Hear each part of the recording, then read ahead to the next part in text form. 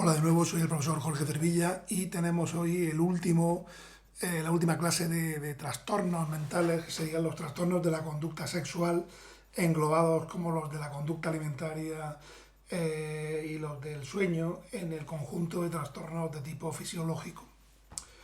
Los trastornos de la conducta sexual varían en función de una serie de parámetros. Por ejemplo, hay trastornos que tienen que ver con el impulso sexual o con la capacidad de llegar a un orgasmo, con la excitación sexual o con el dolor a la hora de realizar acciones sexuales. También hay trastornos del objeto sexual que veremos más adelante. Por ejemplo, los trastornos del impulso sexual son distintos casi siempre en hombres y en mujeres. Por ejemplo, en hombres y en mujeres, en este caso, uno de los principales problemas puede ser el tener baja el deseo sexual o la libido, o en caso de hombres más frecuentemente que en mujeres, aunque también ocurre en mujeres, tener elevado ese deseo que sería la hipersexualidad. El tratamiento de la hiposexualidad habitualmente es con terapia cognitivo-conductual y el de la hipersexualidad se suele hacer con antiandrógenos como la ciproterona. En cuanto a los trastornos de la excitación sexual, en el hombre serían el más importante la disfunción eréctil o impotencia, y en la mujer el fallo de respuesta genital, habitualmente transformada en dificultades de lubricación del órgano sexual femenino. En el caso de la impotencia, el tratamiento farmacológico que más se usa actualmente son los inhibidores de una enzima, la FDE5, como por ejemplo el sildenafil, el famoso Viagra, que permiten un mantenimiento, veremos ahora por qué mecanismo, de la erección en caso en que hay problemas con ese tipo de situación de excitación sexual. En el caso del orgasmo, puede haber problemas en hombres por una eyaculación demasiado precoz o por una eyaculación demasiado tardía, la eyaculación retardada, o en el caso de mujeres por la ausencia de orgasmo, la anorgasmia.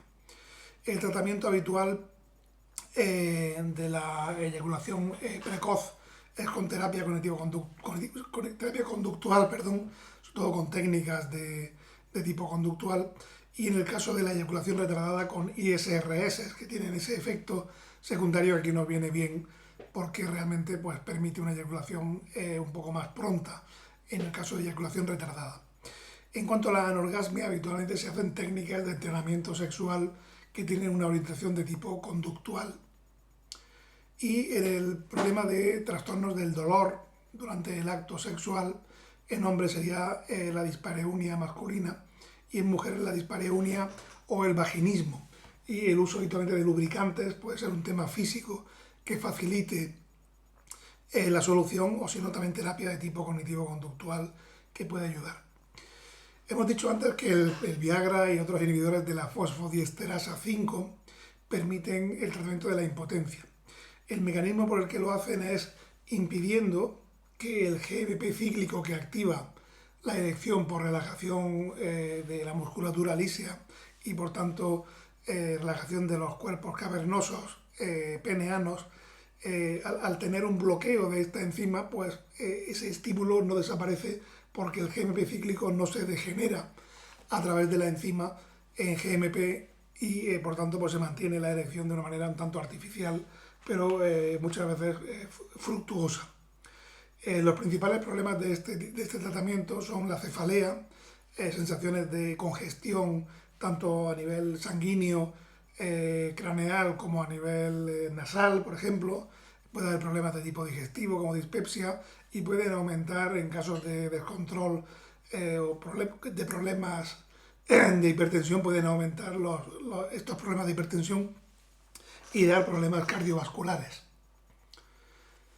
Las parafilias serían un problema del objeto sexual o la excitación sexual con un objeto anormal. Por ejemplo, en el fetichismo hay una excitación por objetos habitualmente inanimados y no por personas. La pedofilia, que además tiene graves problemas legales y de daño a terceras personas, sería pues, tener la excitación anormal con niños en lugar de con adultos. El sadoquismo, que es tener el placer centrado, la libido centrada en hacer daño, o el masoquismo en que le humillen a uno o le hagan daño a uno, o por ejemplo el voyeurismo, que sería excitación por mirar a otros, o el exhibicionismo, excitación por mostrarse a otros durante la realización del acto sexual. También hay el froteurismo o excitación por simplemente rozarse. En este tipo de casos el tratamiento médico es un tratamiento con terapia conductual, habitualmente con desensibilización cubierta y también pues con evitar imágenes o técnicas aversivas o incluso antiandrógenos en casos de implicaciones más graves, como es el caso de la pedofilia, aparte de las penas legales que puedan causar, ¿no? Como puntos clave, lo esencial para la normalidad es el consentimiento de adultos, entre adultos, y eso pues, si no produce ningún tipo de disfunción y hay un consentimiento, pues no tiene por qué ser evidentemente patológico. Lo patológico sí afecta a la funcionalidad y no hay que confundir tendencias culturales o sectarias con psicopatología o con normalidad, como puede ocurrir, por ejemplo, en determinadas religiones, etcétera. Son en realidad tendencias culturales, ¿no? Hay que, bajo mi punto de vista, ser muy estricto y castrar, por decirlo en términos sexuales, situaciones de abuso o maltrato a gente dependiente, a incapaces, a menores, etcétera, que deben de ser penados de una manera muy severa y no permitidos de ningún tipo de manera porque afectan la libertad y la integridad de otras personas. Muchas gracias.